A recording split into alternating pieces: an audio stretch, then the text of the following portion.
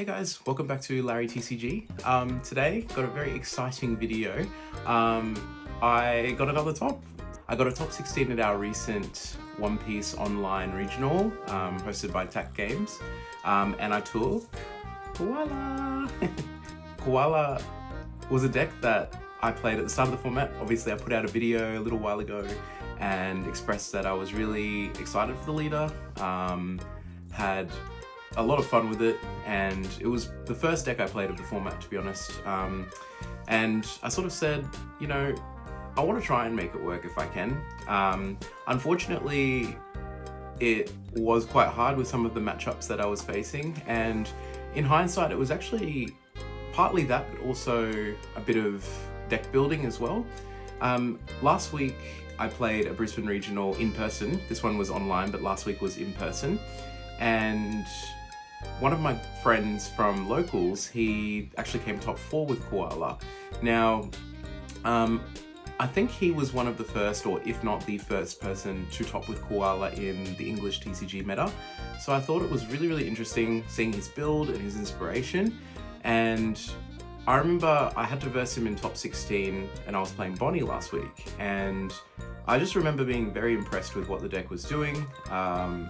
The way that he approached the list and the choices that he made for his deck were very well thought out.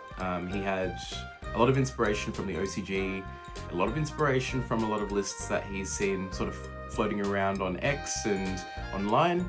And yeah, he just kind of made it his own, swapped a couple of ratios around and saw a really, really good result. So he got top 4, and then I was really inspired from that. So I decided that I would take Koala myself and see how I would go. It was the last OP12 format event that we could play. PRB released this weekend, so I brought with it a bunch of cards, but the cards weren't legal for this event. So I was like, okay, well, it's gonna be the same format as last weekend when I played Bonnie.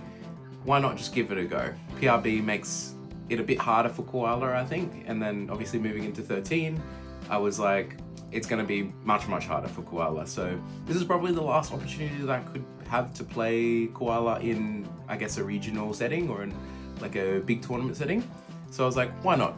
I was thinking about running back Bonnie, but I really wanted to play Koala as well. So obviously got a lot of inspiration from my friend who came top 4. His list is on a deck profile, which I'll put a card on the screen around now. But pretty much the list that you can see on the screen is very similar to his. I'll go over what list that I used top 16 anyway, but it's very similar to what he played, so all credit goes to him. I did take a couple of cards out and replace them with a couple of, I just tweaked some of the ratios a little bit, but mainly the idea comes from him. So let's have a look. So obviously we've got 4 Koala Searcher, really, really good to open with. Helps you dig for your cards and trash the stuff that you need later for your turns, and helps you obviously attack into your Bonnie searches and, you know, little Rayleigh bodies and stuff. So pretty good to have. I played 4 Hack. This card's really good. It's the one thing that you want to see on 4 Don. I probably want to mulligan for this card a lot in Rayleigh and some of the more aggressive matchups. This card definitely puts in a lot of work against Rayleigh, and by extension maybe something like Betty or, you know, there's really go wide red decks. But yeah, I really want to see this on 4. Really good card, plus cost, which is really good for the leader effect. Morley, I played 3 of it. It's just a 2k, but it's in a pinch you can play it on 4, and he does have plus 4 cost, so it's not the best one to play on 4, but it's an extra name that you can play. Karasu, I played 2 of him. He's not the best card to play on 6 either. You'll see the better ones come up in a moment, but he's actually okay into some matchups. He's good into blue-purple Luffy. He's good into green-purple Luffy even. Green-purple Luffy is probably one of our worst matchups, but having the ability to tax their hand of cards and establishing that sort of pseudo 8 cost body is really important for Koala. So if you don't have a Kuma or a Robin to play on that turn, you can play the Karasu, And I mean, you've got the extra Donna open as well if you're on 6, so you can play a Searcher or another event or something, so it's not that bad. I played 3 of the Robin. Truthfully, I didn't actually summon her a whole lot. Unfortunately, there are a couple of unfortunate interactions for the deck if you do play Robin, such as, you know, getting mulgunned by Rayleigh or having your Robin rested, because Tashigi counts for original cost, so it doesn't matter that she's +3 cost.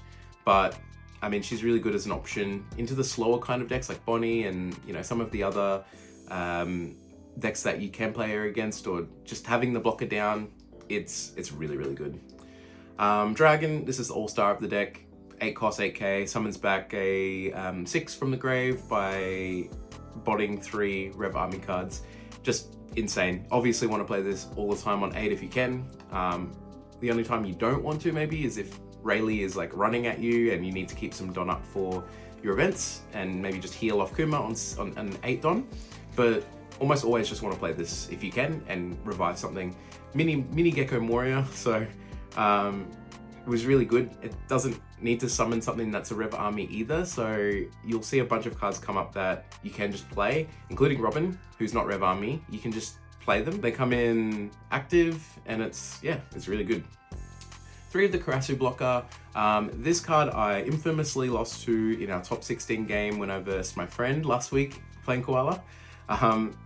He hit it off trigger and I couldn't lethal him. So I remembered that and I was like, damn, like that was really, really good. And I thought, yeah, in those pinch situations, like having an extra blocker off life, or, you know, something as like a bit of an X factor in those situations is really good.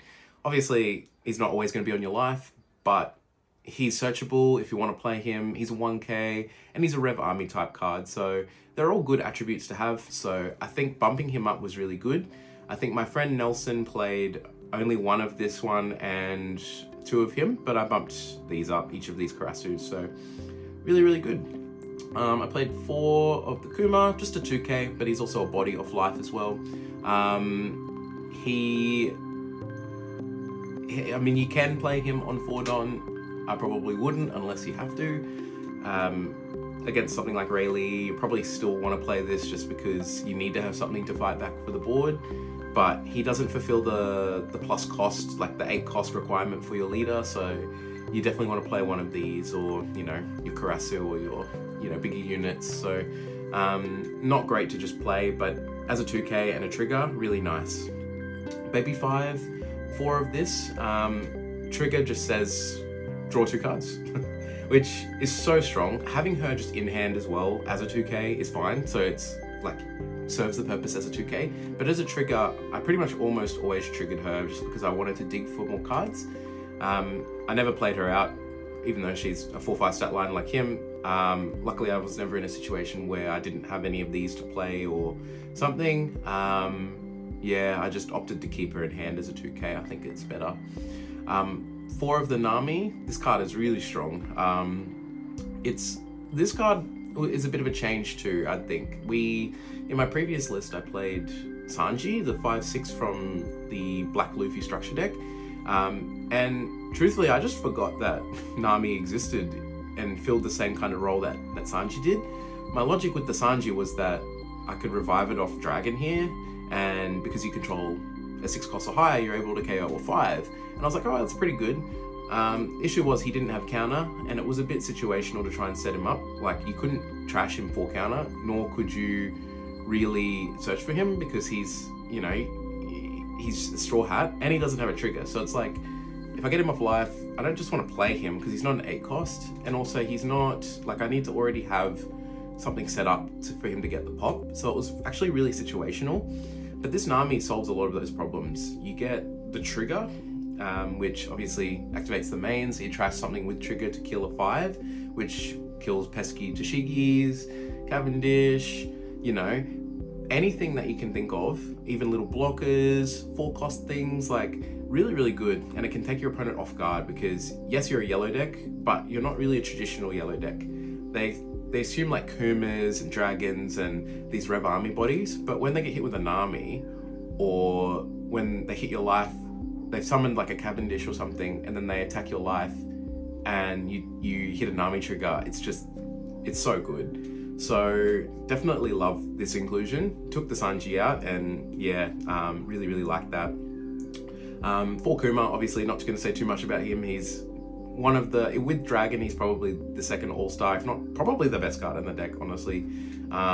In certain matchups, you can just spam him and get so many heals, and he's vital to see. You're a 4-life leader, but you're really not, because you get this heal almost every game, I think. Him being in the trash too is actually fine, and him having a 1k counter means that you're able to trash him for counter if you want to set up a dragon play, but you can also just hard play it. And then he becomes an 8 cost as well, as part of his effect, and the trashing the card is not a bad thing. Just, you get your leader effect, you get to draw the card back if you set up the 2 8 costs, like a hack and him or something. So really good. Ace, as I said, this list is inspired from my friend, but this was his kind of take and his, I guess, big tech card of it. And it came up actually a couple of times for me in the event. I was able to, you know, I had a board, like against Rayleigh, I have a board and I'm just attacking his board, and I've got like a couple of, like a Kuma and a dragon set up, and he kind of just lets his board die because he's like, oh, well, I'm on 0 life, you know, he's going to be able to try and kill me, or maybe he can, you know, use the unblockable event if I don't have a way to heal. But then this comes down, heals, and then I get a 10k attack as well. So if he decides to overcounter, or if he decides to just, you know, like if I swung out on the board and then I played this out, it's like very unexpected. So this was really nice. Didn't summon it in every matchup, in every game, but definitely really good. Searcher event, just like Koala, except Koala gets Robin as well, and then the Searcher event doesn't, but it gets a Rev army that isn't Captain's Assemble, and then this Koala can't get Koala. So there's a little bit of a weird overlap, but having the body is usually better in most instances.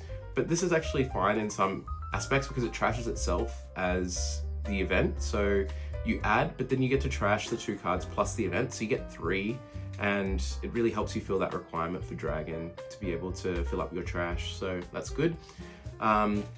2 Waxing Fist, pretty much just the rad beam of the deck. Later on in the game you can leave some Don up and you get that +4. A lot of times, because they're all plus cost, they're pretty hard to remove, so unless they sort of attack into them or something like that, you're usually going to have an 8 cost later in the game. A dragon that's healed with a Kuma or a hack or something, so the Waxing Fist is usually live, but yeah, really good to have. And then Black Spiral, aside from the character cards that I mentioned, like Dragon and Kuma being the all-stars, this is the hidden tech of the deck. I said in my last video that this card was incredible against Zoro, but the amount of utility that it has in even against other decks. I versed Blackbeard in round 6, and in that game I actually hit this card off trigger, off the first life, and I negated his Blackbeard leader, and he couldn't leader effect me. So that meant on my 6th Don, I was able to summon Kuma and heal the life back, which is incredible, of course, because I'd summoned the hack the turn before. This becomes an 8 cost because it's an on-play that I could use, and then I draw the card back with my leader effect, and I've healed a life, which is really bad for Blackbeard because they definitely want to turn off those on-plays. And then later on in that game too, I was able to Black Vortex his leader again on a counter, as a counter.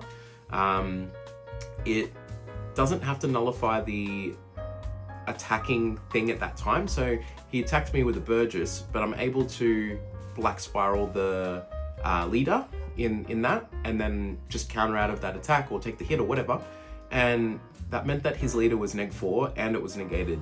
And then the next turn I was able to go Dragon into Kuma, heal, and it's just such a tempo shift at that point. I'm able to draw a card back because I've got the 2 8 costs again. It's really hard. So not just good against Zoro. Obviously this card is used mainly for Zoro because we want to be able to negate the leader effect, but it's got some niche applications as well. So my matchups, I have a little note here. My matchups, I won't I won't spend too much time on it, but I'll go through my run. In round 1, I versed Blackbeard. I lost the dice roll, but I won. Against Rayleigh in round 2, I won the dice roll and I won that one. That was a bit close. He did a 15k swing at the end and I was able to guard out of it thanks to Waxing Fist and a bunch of 2ks that I've sort of amassed over the course of the game. Green Zorro in round 3. I was actually a bit scared about this one. I won the roll and I won that one. Going into this event, I was still not 100% sure on the Zorro matchup because I had such bad experiences with it.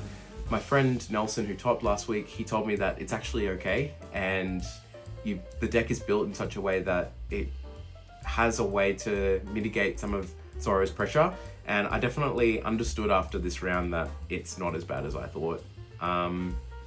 So I won that one, so that was really good. Round 4, I versed Green Purple Luffy. I win the roll, but I lost that one.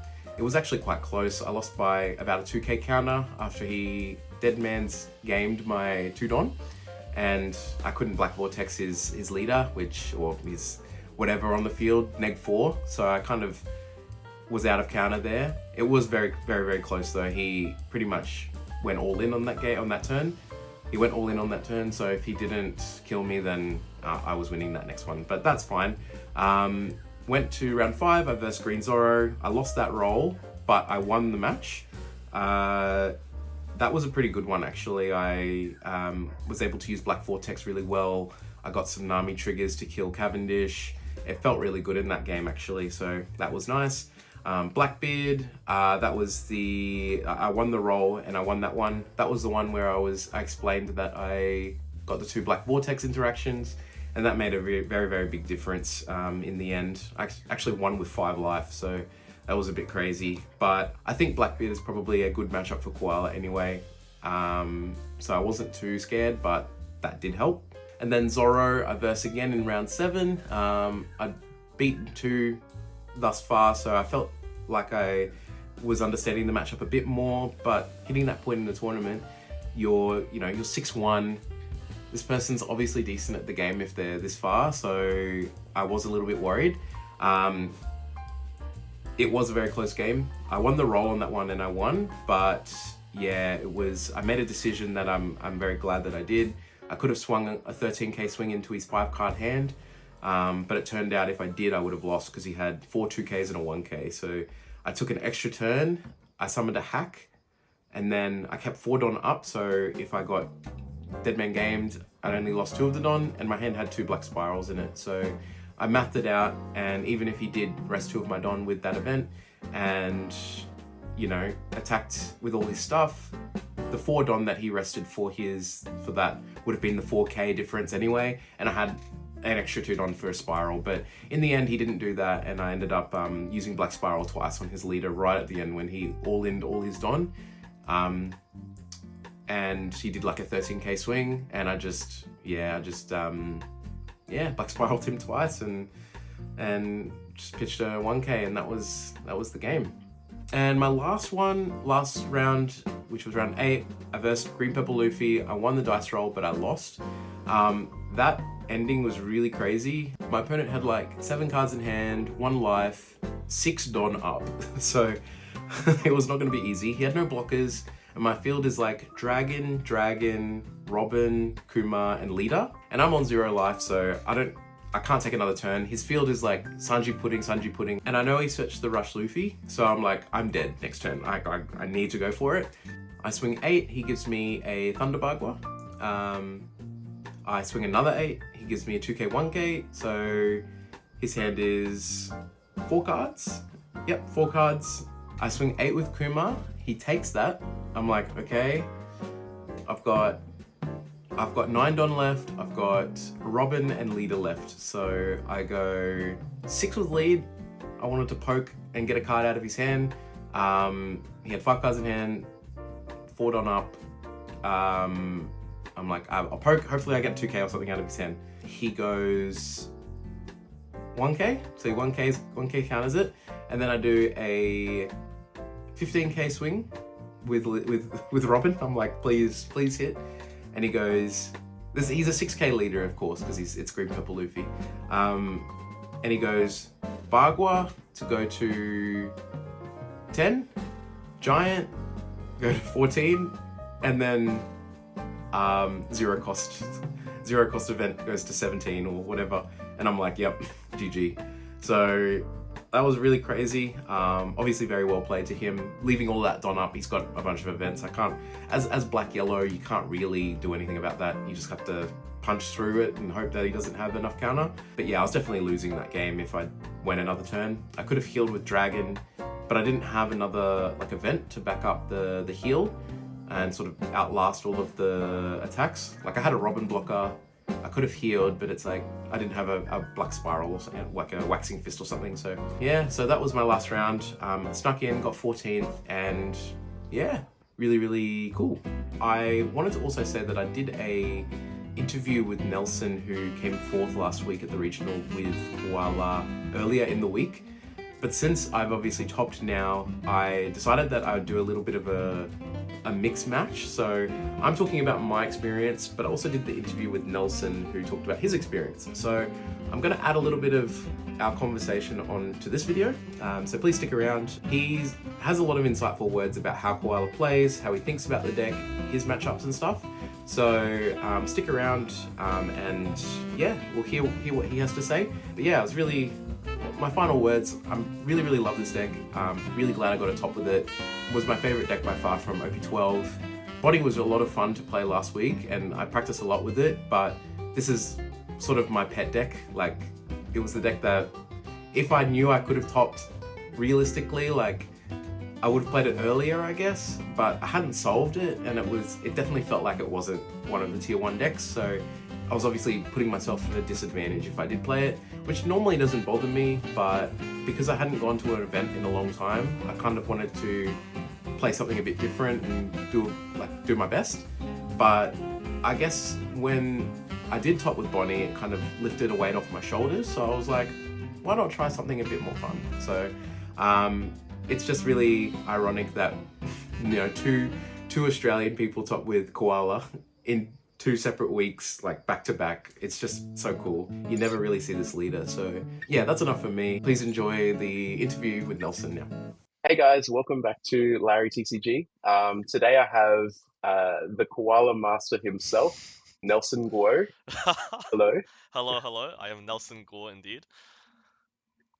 Nelson is a local at JoJo's Hobby House, known for playing very spicy rogue decks, and he loves creating new decks every format and exploring different leaders. He achieved a top 4 result at our latest Brisbane Offline Regional, which was very insane. Congratulations! Thank you.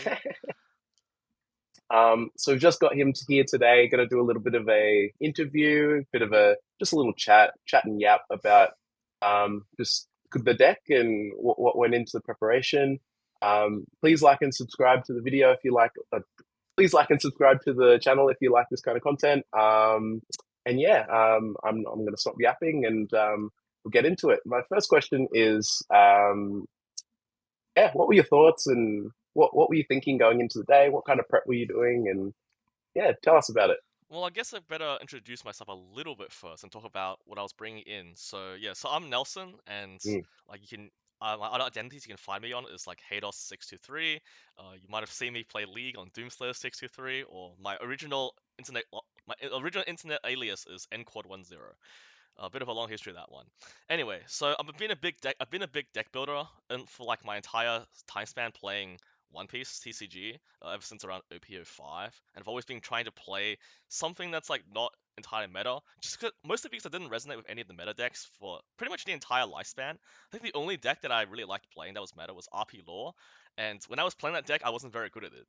And I distinctly remember playing like one of my random friends' builds of RP Lore that ran 7-cost Ace in it, and it lost me the game because I bricked with the 1 card in my hand. So didn't like the deck very much after that. So went back to playing Rogue, and I built my first ever deck. My first ever deck I ever built was Blue Yellow Ace during OP ST13's release, and I was actually doing really well despite having only played the game for like a few months, and I was coming second, top 8 in my locals all the time with this really shitty deck. But it was completely gatekept by meta Katakuri builds, meta Gekko Moria builds. Anyway, talk about what I was bringing to the regionals. When the set came out, I was tossing up between playing Koala and Sanji or Marco, I believe. So I was playing Marco for the past two and a half, 3 sets. Right, I was doing always pretty well, but I missed out on multiple tops.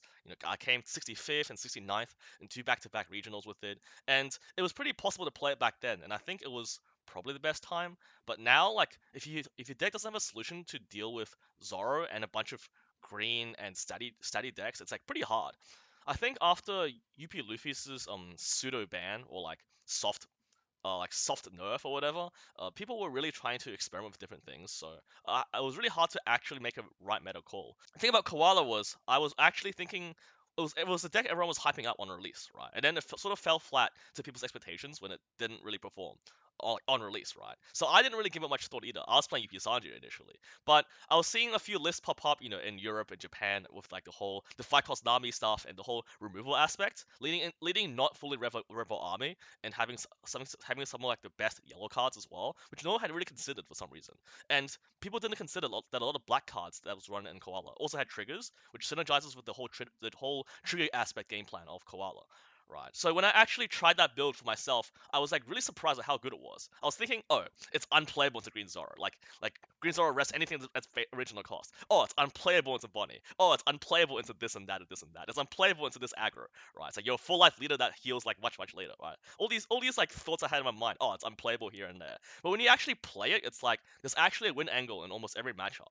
I think Green Zoro is like probably the hardest one, but there is a win angle in it. So Koala isn't quite the sort of brain off Shanks deck, the brain off Enel deck. No offense to people who play those decks, but I do think you guys are lame. Um, no offense, yeah, I'd like Koala isn't quite the brain off play one body per turn pass deck, but it is like it is pretty linear. Like you do want to curve out all the way until 8, and then like curving out as much as you can all the way until 8, and then at 10 your sort of turns are very flexible, and you can sort of do whatever you need from there. You can keep spamming your 8 costs if you have it, right? Or you can play even one of the 10 costs that I was running, or you can just play like one blocker or one heal and assign Don everywhere to attack and leave up Don for defense and all that sort of stuff.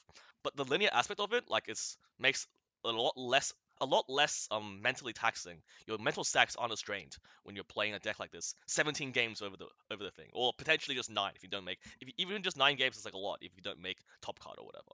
Right, so that simplicity is very important, but at the same time, it's still complex enough because you're making some pretty fast decisions if you have a searcher, like what to put in your bin and what to pick up, right? Because the searcher aspects of these black searchers when they put stuff in your grave is actually very relevant, right? Like if you have like a Kuma and like a 2k counter from your search, you actually want to grab the 2k counter even if you don't have a Kuma in your hand, for example, because you want to have the counter in your hand and the Kuma can be revived later with Dragon, for example. Right, there's like a lot of different interesting playlines despite that. Right, so preparation was pretty much that, like making a medical. I didn't really prep my deck a lot. Like I basically tested it playing at locals, and I did win a few locals. I'd hustled some people like that were relevant matchups, right? I'd beaten some Green Zoro players through the infamous Black Vortex card, right? I'd beaten like a pretty decent player on Green Zoro, like 2-3 times on it, like this epic card, the holy grail of this deck, right? Um, and I'd beaten like a lot of UP players. I got high roll like UP players. The UP Luffy matchup is like the one that was really important to me. So that was one I actually prepped a lot because even post pseudo like soft nerf or something, the deck was still very powerful. And Koala's leader effect was pretty much printed to get around that leader, I feel like. But despite that, it's actually not quite enough. The matchup is not as easy as people think it is. Right? Everyone's like, oh, UP Luffy is the free matchup. That's why you play Koala, right? But the UP Luffy player is actually pretty smart. They can get around it pretty easily. Right? They pretty much play a Sanji once. They play a Sanji combo once, get like one big value, and they just play 5 costs the rest of the game, right? Or alternatively, if they can survive, they just keep playing Sanji and they sit on 0 life the entire game because like, you can't deal lethal damage with your leader skill, right? So you have to like hit them once through. Even you have like 3 A-cost bodies. If they have like 2 blockers plus like 2 done up, you actually can't win.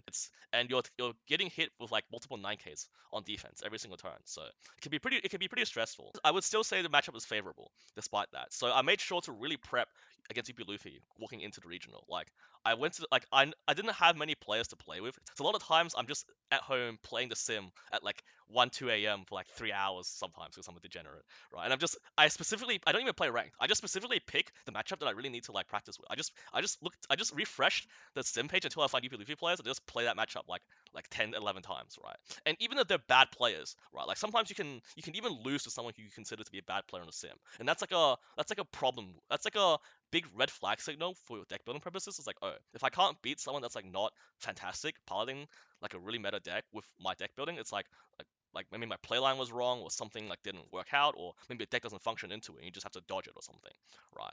But I've prepared a lot versus UP Luffy, but everything else was just I had a general game plan that I had already play tested many times, right? Green Zoro is just have Mm. Black Vortex in hand, right? See curve have Black Vortex, play Kumo over Robin, and Bonnie is pretty much spam Falcon's Navi until you win or lose the game. So there's like a lot of Mm. general trains of thoughts versus these like matchups that I thought was relevant. And the Shanks matchup is pretty much curve out, play hack to explode the Rocky Root or 4 cost Shanks, and leader skill them to death. Because they're going to be playing 8 cost, 9 cost, 10 cost bodies on repeat, right? Leader skill them until you win the game, Yeah. right? That's like the Shanks matchup, right? You leader skill them and then you heal until Mm. you win the game. That's how you beat the Shanks. And other matchups is like any rogue deck matchup is like pretty generic. Like if you verse a Nell, it's just leader scum to death, right? Like they pretty much can't play anything reliable. You just curve out leader scum to death. The important thing is remembering leader skill exists. Funnily enough, um, Yes. I think that covers all of the. I've yapped a lot already, so I think that covers the first question. No, no, no, that's okay. I just want to comment. I know I previously put out a koala video on my channel, and I sort of spoke about how Zoro was really, really difficult. Koala was one of the decks that I played at the start of the format as well. So all of what you're saying is making a lot of sense. I think Black Spiral was in my deck as well, and I think it's not absolutely mandatory to get around Zoro. It's just that deck is so hard to beat sometimes. But it's really interesting hearing you say the plan that you had going into it. I think definitely what you said about UP is true. It's not as free as people think, especially because just the defensive capability of the deck being able to just they can go to zero and they have a million cards in hand. You can't rest their Don. You can't putting their hand.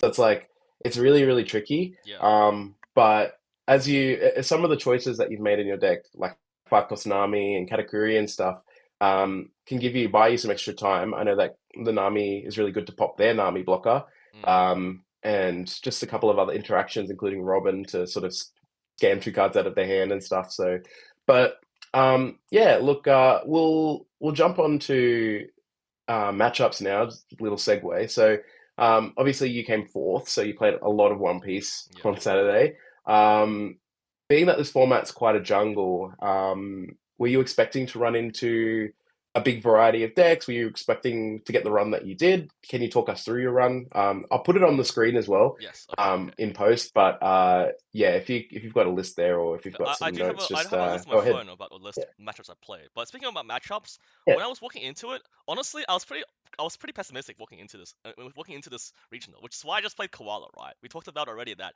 UP Sanji is mentally taxing to play, and Koala is not as taxing to play, but still has some slow expression, so I'm actually not bored out of my mind, right? And walking into it, I was pessimistic. I'm like, oh, I'm just gonna face like 3 Green Zoro players. I'm gonna swing eight at hack, 8 at lead, 8 at Robin, 8 at lead until I lose the game, right? Like I'm just thinking, okay, that's just gonna happen. And I'm gonna go like X3, X4, and just call it a day, right? And I'm happy with that. I'm just like, you know what? I don't love the set anyway. Like it's whatever, right? But it turns out, the main devil of the regional was actually UP Luffy at the regional today. Like, there's a lot of people. There's a huge jungle. I heard from my friends. Everyone was playing NL. I didn't see a single NL by the way, but everyone was playing yellow of some kind. A lot of black players as well, right? And like sort of intermediate sort of brackets, right? Or the people that weren't in the top brackets or whatever, right? A lot of aggro players dying to NL players, right? All that sort of stuff. A lot of aggro players beating the black and dying to NL players. It's like all like yellow players. That's pretty much all I was hearing. About the UP matchup, let's talk about that one first. I beat both UP Luffy players in my Swiss games, and I had unfortunately lost 1-2 to the top 4 player, who was actually well, he's the guy eventually won the tournament, but he was actually really smart about playing around with leader skill. So talk about a little bit about that. So about UP, right? Like we mentioned before, we've all agreed that it's actually not as easy as you think. And like with the Nami build, you can a lot of times if the player is really smart and just has everything they need, your only win condition is pretty much to cheese them right? And like there's basically two cheese angles. Like you basically try and take a hit, you try and risk a Nami trigger in your life to try and KO a Nami blocker or a Resonante specifically, right? Like that's like a high roll moment from you, right? You basically need to like try and on defense Black Vortex one of the Resonantes, because a lot of times they will like read the Dawn, like they will like play a Nikon Sanji, and because they have like Resonante on board or something, or they're playing into Resonante, like they think they're safe behind one Dawn, like despite them having like three GGGs in their hand, right? They'll be safe behind one Dawn with Resonante's effect, right? And then they'll attack into you after they play the Sanji or whatever, right? Something like that. Or they even attack like yeah, something like that. And your way to cheese them is you literally take the hit, but you Black Vortex the Resonante so that can't resend to Dawn. I didn't win a game directly off it, but it really like taxed my opponent's hand a lot when on a play like that. One of my Swiss games, I think, right? Because once the Resonante can't resend to Dawn, they're like, oh shit, like they have to play one Dawn of defense the entirely, right? And the Resonante can't, and you also like you are still stopping an attack because the Rosy can't attack, even though you countering -4 on it is like inefficient, right? That's like yeah, pretty much Namiing a blocker or Resonante or basically disabling the resend to Dawn is like some of your like your alternate win cons if they're just sitting at 0 life. If they're just camping at 0 life behind like one blocker, two GGGs. That's pretty much how you get around it. If the opponent's smart, they will leave up like 5 Dawn every time. Right? They'll just play like after they've played one Sanjay Mihawk or something, they'll just sit behind like one Rosy and two Nami blockers the entire game. They'll only play 5 cost, or they won't even play anything at all. They just attach all Dawn and they just AFK on 6 Dawn. Right. So it can be pretty hard if they're really smart.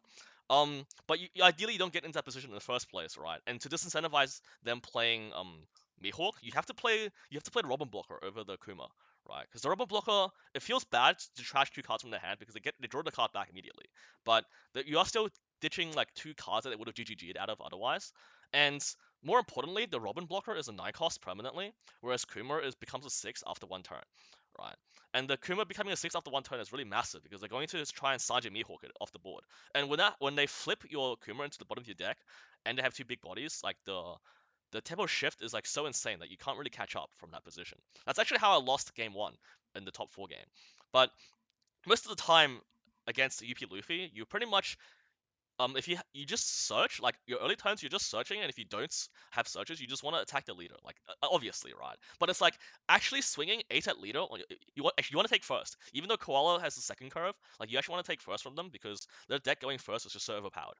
And if you have like if you don't think a searching is necessary on your 3 Dawn turn, for example, you actually want to swing 8 at leader, right? It's like it's actually pretty important you do this because if you only swing 7 or 6, it's like they're going to try and counter because they're scared of leader skilling themselves out of the game, right? So when you swing 8 at them, they're actually like they might not actually have 2K 1K in hand, or they might not actually have like what they need, and they might have to burn like Thunder Bagua or like Gear 2.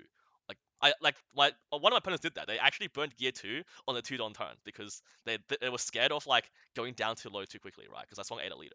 That's like number 1. Number 2 is you actually really want to have 5 cost Karasu, which I only ran a single one off, but yeah, about sort of deck alterations, I do think 5 cost Karasu came up almost every time I had it on curve. It's like one of those cards that makes your going first curve a lot better.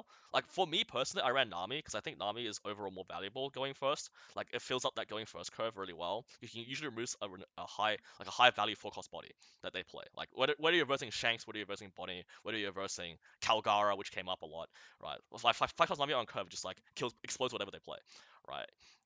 And also with the goated Black Vortex card, like in a lot of matchups, this card doesn't come up super often, right? And this card has a trigger, which is the important part, right? Because having a trigger lets you ditch it with Nami, so which is why you can run more than 3, like 3 or more Black Vortexes in Koala. But you couldn't get away with running 3 Black Vortexes if you were playing like Red Black Kobe, if you were playing like even Red Black Sabo at OP13. Like if you run 4 Black Vortexes and Red Black Sabo, you're sort of trolling because that card's gonna brick very often in your hand. But in Koala, it doesn't brick very often because you're always looking for a 5 cost Nami, and then you can always ditch it if it bricks. I think we talked about UV Luffy a lot, but I do want to stress, like at least for us, it was very prevalent, and they were the big stinky bad guys. So, like a lot of game plan is just to attack the leader. Like you want to swing 8 at leader, but then on your 4 to like 8 Dawn turns, you want to actually develop because you have to, right? So you want to play your hack, your Karasu if you have it. You want to try and play like 8 cost bodies. Don't play 5 cost Sabo, not useful at all, right? You want to play like your hack at Karasu on 6 Dawn. You want to try and prioritize playing Robin over Kuma because You basically the Robin versus Kuma thing is like very important going into every matchup. You want to determine if burning the resources is better or if you surviving is better. Obviously, in aggro matchups, like you want to always play Kuma. Like if you're versing Rayleigh, if you're versing Green Zoro, Green Zoro especially, playing Kuma is always better than playing Robin because taxing 2 cards from Zoro doesn't do anything. Like they're running like 20 bajillion bricks anyway. They just don't ditch the 3 cost event and they're gonna kill you. Right. So you just want to play Kuma versus Zoro all the time, and if they Tashigi your Kuma and try and kill you, you at least heal. You at least double heal. So you have more and more time to play dragons and try and win the long game versus Zoro. Right. But you want to avoid playing Robin versus Zoro unless you only have Robin in your hand. Right. Like that, but that's like a grim situation. And you want to play Robin all the matchups where you aren't dying quickly, but they're going to outscale you, which is basically Bonnie and Shanks and like Enel and stuff, right? Bonnie, Shanks, Enel, like Katakuri, all the yellow decks, all the sort of like sort of big body decks. So Yeah. I'll go through my entire run because I have it on my phone right here. So game one, I versed Yeah, GP yeah. Luffy. Versus GP Luffy, I went first and I won. So you want to go second on Koala like all the time unless you're versing a matchup where them going first is so overpowered, which is pretty much the Luffy players, right? So I went first versus GP Luffy, right? To stop the freaking Sanji pudding curve, right? So the honestly, I scammed this player. Like, no offense to this player, but I think I won this match entirely because he didn't know anything about my deck, right? Like it just came down to it, right? Because the opponent didn't play around the possibility of my Nami trigger, so I actually triggered a Nami to kill the Sanji pudding. Pretty much won me the game instantly, right? And then even then the game was close, but I pretty much held Black Vortex for the 6 secret Luffy that they're going to play. Like it's very telegraphed, right? They like when they don't swing when they swing out on the board without attaching Don, and they have like around 6 or 7 Don up, it's like they have Secret Luffy in hand, right? So I just saved Black Vortex the entire time for the time they played it. They swung on the board, I took every hit. They swung with the leader for 7, and I blocked out with Robin Blocker at 7 and let it die. So then he obviously is going to play Secret Luffy and try and kill me, right? And then he plays Secret Luffy, attaches the rest of his Don, returns 2 Don, right? And then he attacks me, damages his last life, and then I Black Vortex it, 1k counter, it's -4 for the turn and disables his rush, and then he just like, oh, I lose the game. So yeah, I won that game. But he also played Luffy Tara where he shouldn't have, because he played Luffy Tara and it made him take a life. And I think really you can play Luffy Tara once, but he played it twice, which is like insanely greedy. Game two I versed Blooper Sanji, right? So he didn't play Sanji on curve, like on his 3 or 4 down curve, and I ended up like. And I think he played Ragey Blocker instead in one of the turns, but he didn't have he played it on curve and didn't have 4 events in the spin, so I actually hard played Nami to KO the Rager Blocker, which did a lot for me, right? Because it wasn't 9 cost yet. Like I specifically checked the spin for it, and then on the next turn he played Rosinante, the 5 cost Rosy, which a lot of builds are running, which I also do. I think it's a good card. He played 5 cost Rosy, but because how his leader skill works, he has to rest Don first, and then Don -1 to play an event, and then attack into you to get the Don back. So he played Rosy first, he Don -1 for buff burst or something, whatever, and he attacked, he swung 5 of his leader, and I took it, and I triggered a Nami again, and I killed his Rosinante. So he actually had 0 board for the first like 3 turns. I felt so bad, it was so funny. And game 3 I versed Green Zoro, but I actually won this game. So I took first, because you need to take first versus the decks that want to go first. And I was thinking of going second versus Zoro a lot, but when I playtested a lot, I think going first is just the way to go, because not taking the extra hit 1 turn early is more important, it turns out.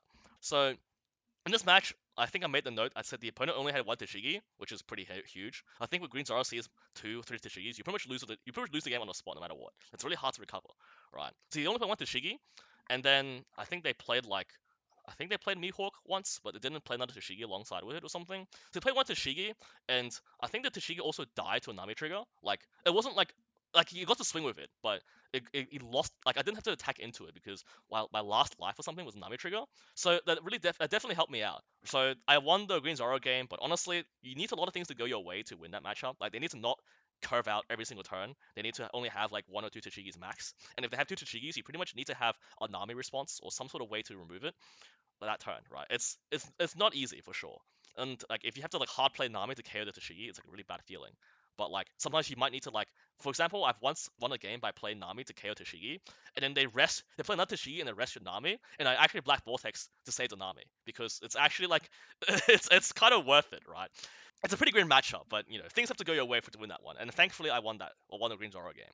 Game 4 I played Yellow Katakuri, and this one was like I was not expecting to see Katakuri out of all the yellow decks I would ever verse, but this game was like it was actually not easy, only because he triggered double Perispera.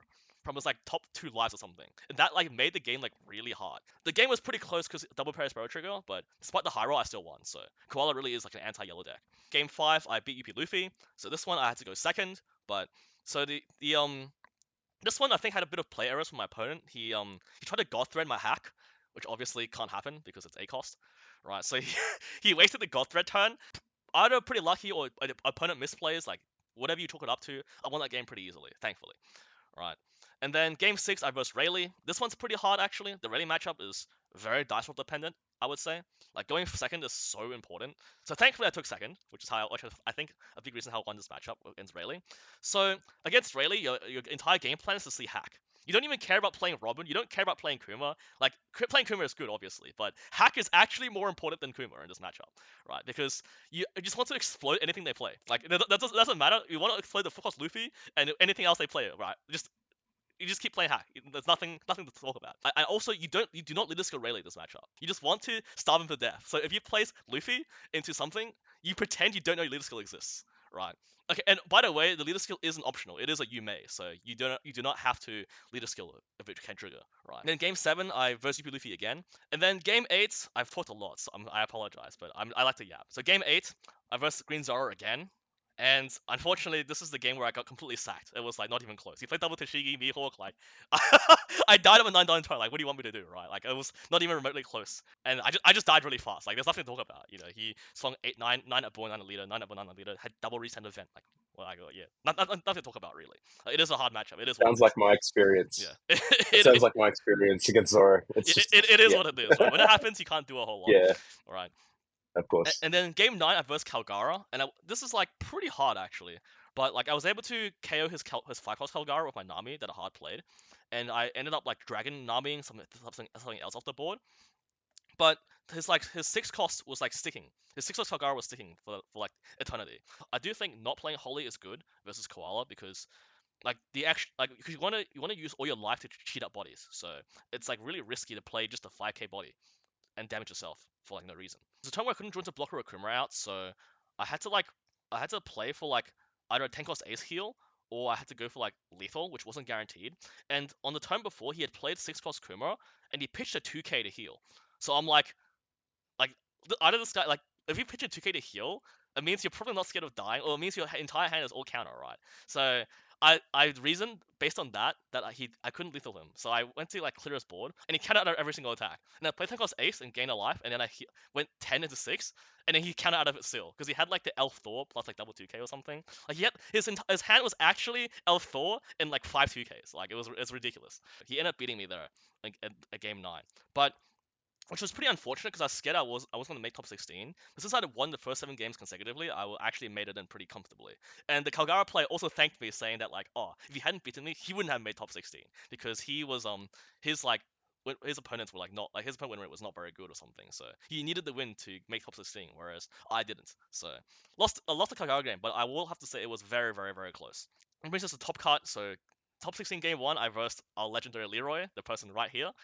Right, so this one is a best of 3 game, so I'm trying to remember the notes. So game 1, I think game 1 was pretty decent, but like it was going pretty well. I was pretty much removing everything he played, so you were looking for Nami every single game versus Bonnie, right? You don't even care about the other, like you don't even care about Kuma. You just want to have Robin and Nami, right? You just want to play Robin and Nami on repeat, right? And I think there was a turn where I got 10 cost Dofeed, and I didn't leader skill you, right? I think I just forgot it, and the thing is, even if I leader skilled you, I think it was like a pretty close lethal, but it was definitely possible, but because I forgot it, it was like not even remotely close, right?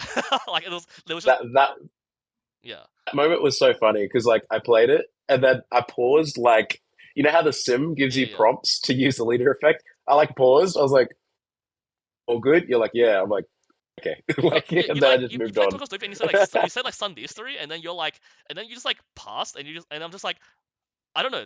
In my mind, the time flew by really fast, and I'm like, oh shit! Like after you pass, I'm like, oh wait, I didn't leader skill you, right? But I couldn't get out of like your really wide board, so I just died on the spot, right? So that was like pretty unfortunate on my end, I think. Game 2, I think, yeah, I took second and I curved out pretty well. So I curved out into like hack Robin.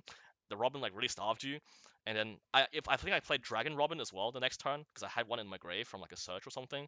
So you went like you went like -4 cards or something, and it was like very stressful, right? I don't remember how the rest of it went. I think you played Kid that game, and I didn't lead the skill of playing Kid, and I just attacked into it. I just healed every turn and attacked into it for like eights and nines, and eventually you just had no cards to get out of it, so you sort of just died because you were so starved. And then game 3, it was pretty close situation there, but I think I think even you commented that my Katakuri play came up, my one of Katakuri came up, and I ended up lifing your Mihawk to the bottom, and like that tempo swing, like, because I was playing Nami to kill your Cavendish or whatever, and then I had like Katakuri your Mihawk after you taken a life from it back down, so you didn't even heal off it. You pretty much went neutral, but you lost your entire turn. There was a turn where you had to like go for lethal and had one card in hand because I was aggressively countering from my board that turn, and then you hoodied my Robin and one of my Dons, and my last card was Black Vortex in my hand. But I was on 3 life, to be honest, so like it was pretty comfortable, and you had exactly 4 swings, even after Hody. So all it needs to connect, right? So you're swinging 7, 7, 8, 8, right? And then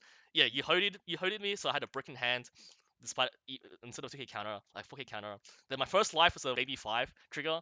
I was sitting there, and baby 5 triggered. I'm like, oh, like I either get 2k in hand or I gamble for more.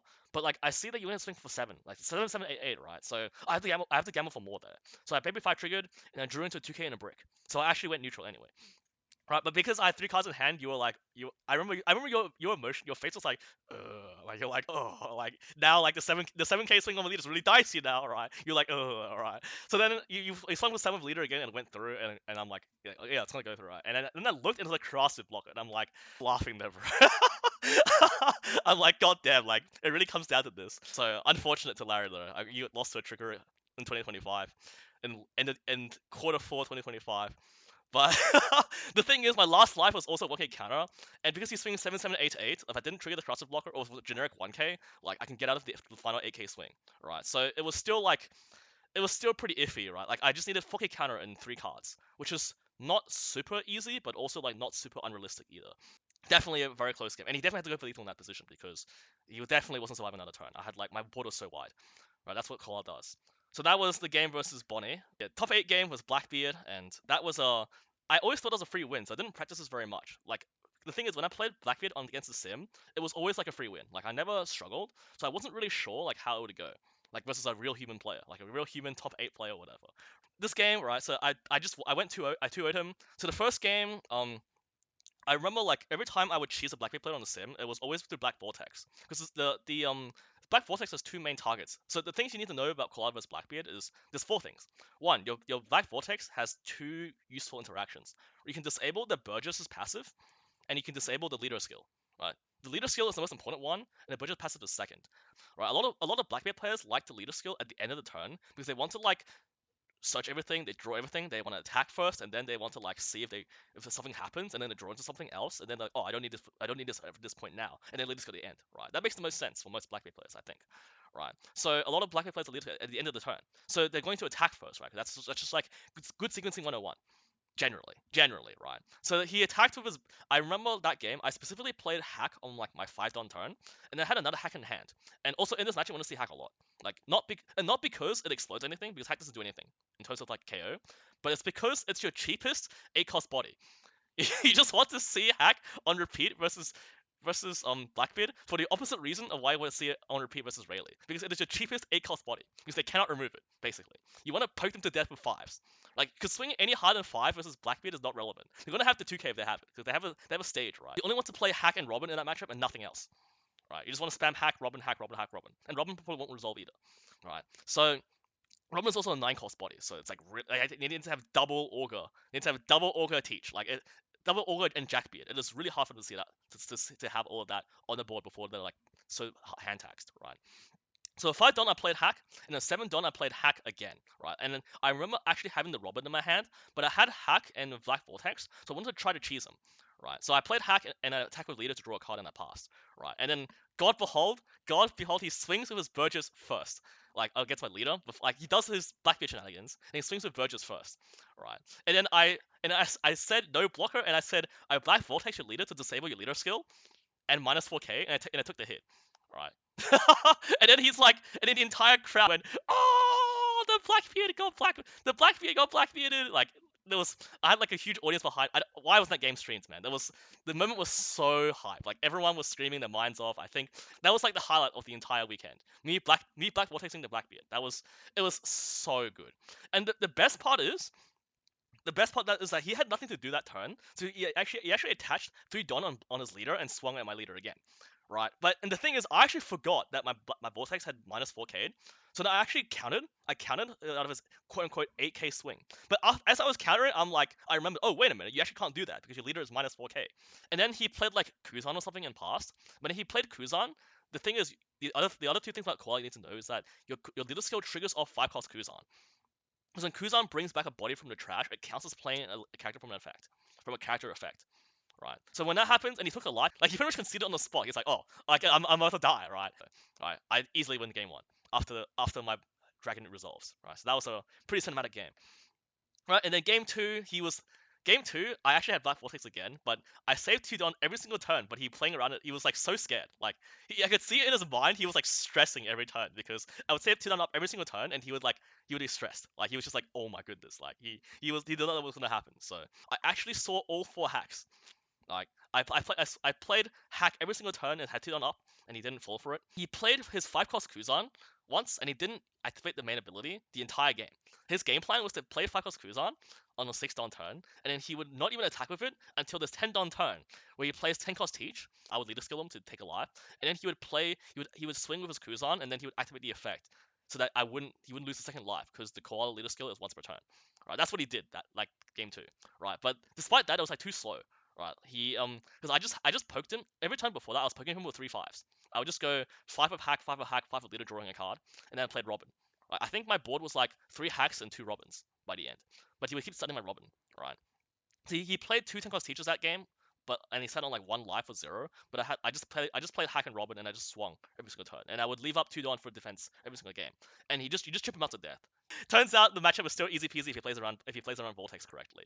So his only win condition is actually to play out Burgess quickly. He has to hard play Burgess, but he told me that in his build he only ran 2 Burgesses because most Blackbeard players only play Burgess through Kuzan. So like because of how he built his deck, he actually like pretty much had no chance of defeating Koala. And then so that was my top 8 game, and then top 4 was versus UP Luffy. Right, again, and this is the one I lost unfortunately. So game 1, I have my notes here. So I think game 1 it's pretty unfortunate again. It was one of those situations where he was like sort of high rolling. He also played on Robin, like on curve. Like I think on his like 8 Don turn or something, he played like Mr. 2 into Zoro Juro on his 8 Don turn or something like that. Right, to reduce his hand size to 4. Right, and which is like very, very interesting, very smart for sure. It's very hard to kill him. And I think the final turn, well, the way I lost that game was I didn't have Dragon or Kuma in my hand, so I didn't have a way to heal, so I had to go for lethal 1 turn earlier than I needed to. I turned my blocker sideways, and then he ended up having the GGG in his hand. So like he was playing as if he didn't have GGG basically, and then he ended up having it in his last 2 cards. So I ended up getting killed game 1 unfortunately. And then game 2, I sort of just curved out, and I won game 2 pretty easily because he didn't develop anything useful for a while. Like I think he only played 1 Sanji into like Nami, but I just chipped him out to death. I just won the way I normally would win Koala versus UP, so that was pretty easy. And then game 3, he took first because he lost game 2, and then he played Zoro Juro into double gear 2. So when UP player sees like the perfect ramp, you actually can't do anything. Like he reaches 10 Don on your 6 Don turn. Like you just played Robin, and he's playing like Sanji Mihawk or something. He just has like the first like double 9Ks on the board he develops just gets so much value over the course of the game, and you can't ever clear it, right? So if he eventually kills you, right? So I eventually died that game despite playing like a 30-minute game or something really long, right? So unfortunately, due to the high roll, I end up losing. Unfortunately, that's how my run ended. So unlucky. UP Luffy, big stinky.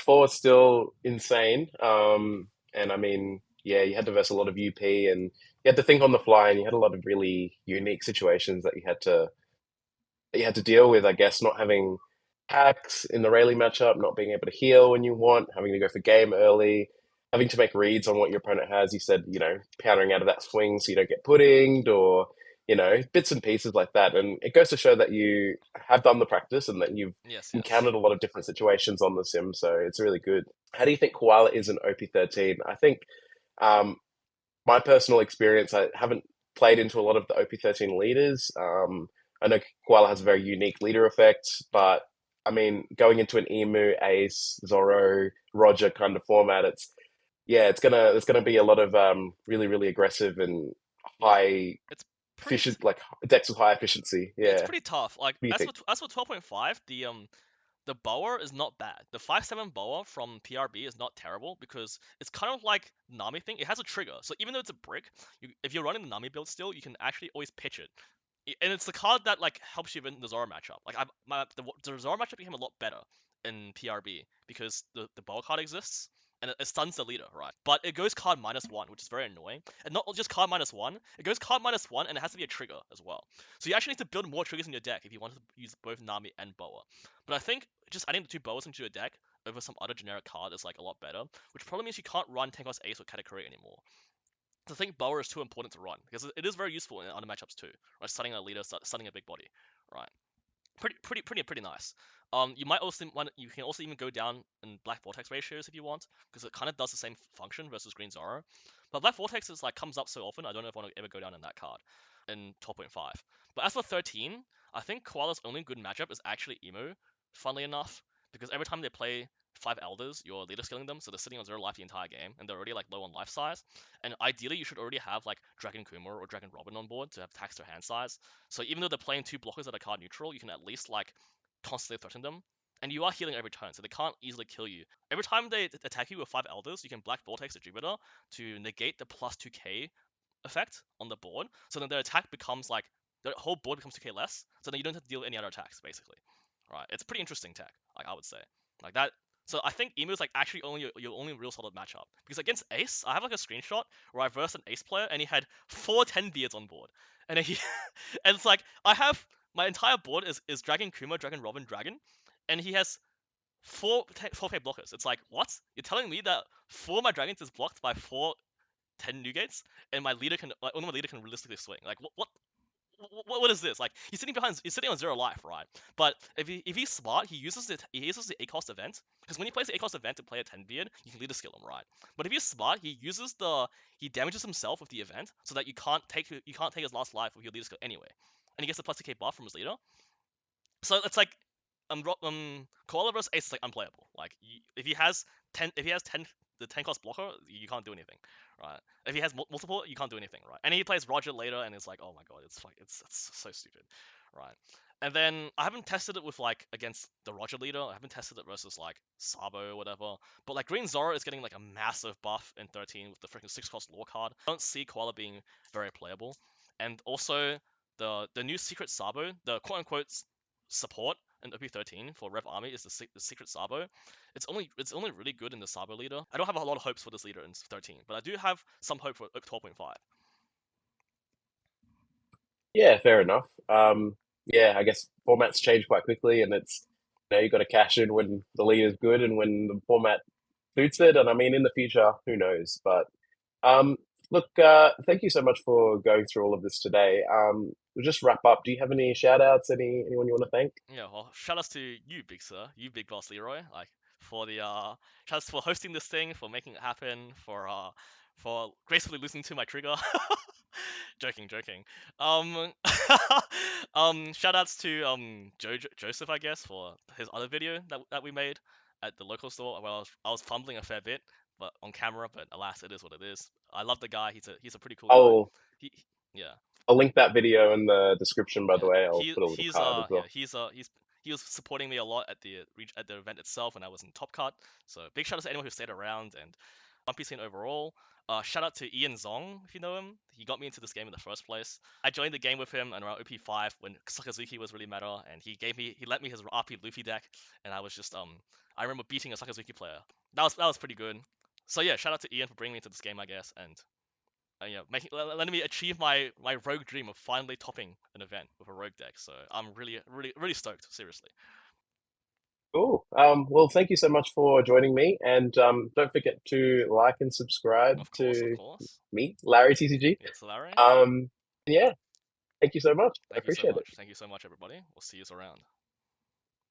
Bye.